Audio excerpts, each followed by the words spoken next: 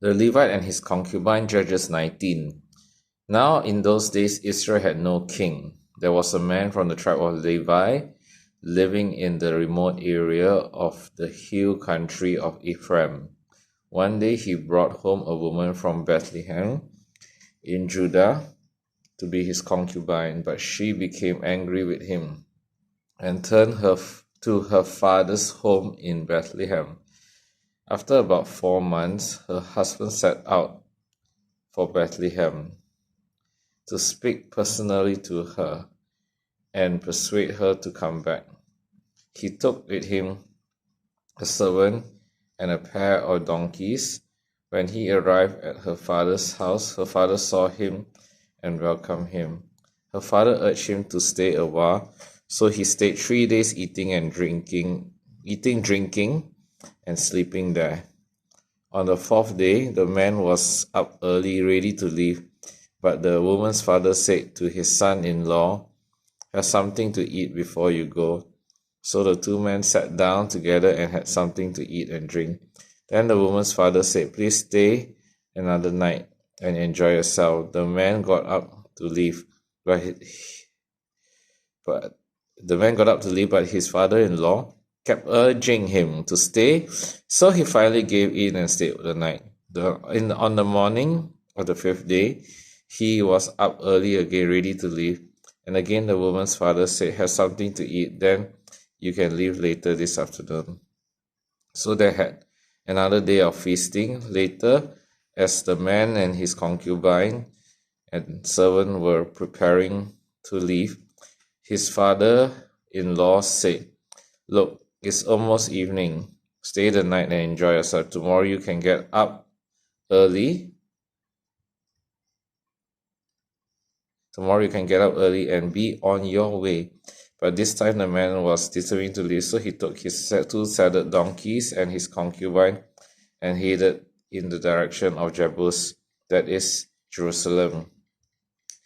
It was late in the day when they neared Jebus, and the man's servant said to him, "Let's stop at this Jebusite town and spend the night there." No, his master said, "We can't stay in this foreign town where there are no Israelites. Instead, we will go on to Gibeah. Come on, let's try to get as far as Gibeah or Ramah, and we'll spend the night in one of those towns." So they went on. The sun was setting as they came to Gibeah, a town in the land of Benjamin. So they stopped there to spend the night. They rested in the town square, but no one took them in for the night.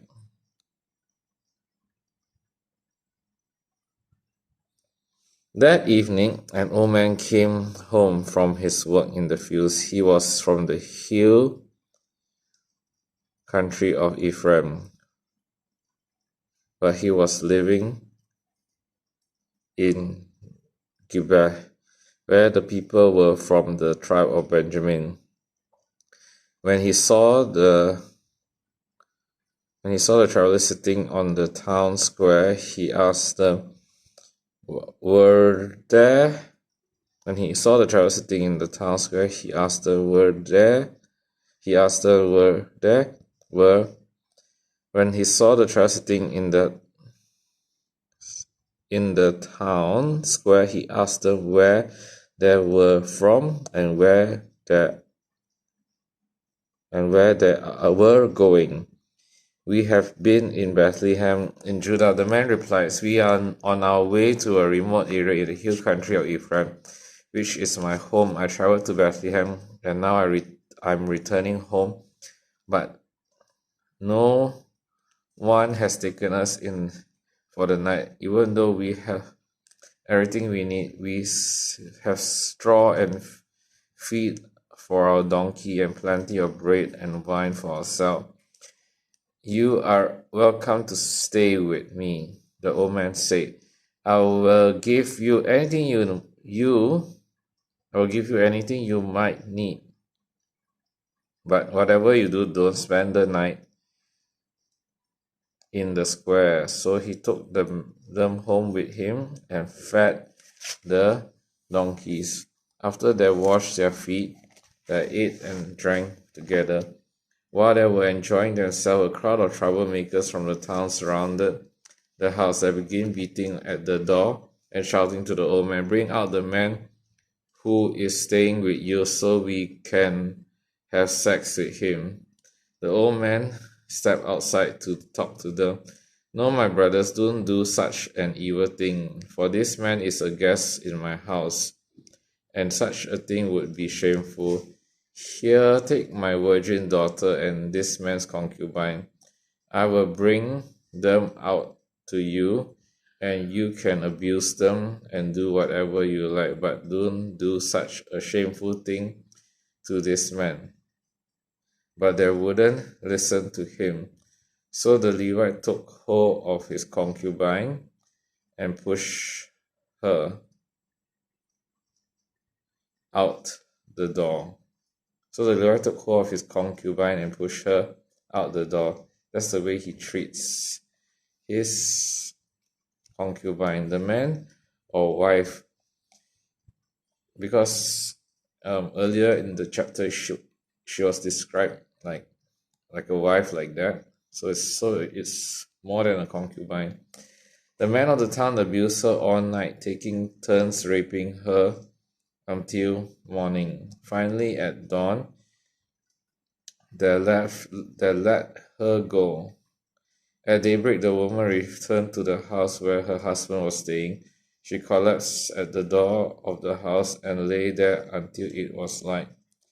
When her husband opened the door to leave, there lay his concubine with her hands on the threshold. He said, "Get up, let's go." But there was no answer, so he put her body on his donkey and took her home. When he got home, he took a knife and cut his concubine's body into 12 pieces. Then he sent one piece to each tribe throughout all the territory of Israel. Everyone who saw it said, "Such horrible crime has not been committed in all the time since Israel left Egypt." Think about it. What are we going to do? Who's going to speak up? This is the word of God.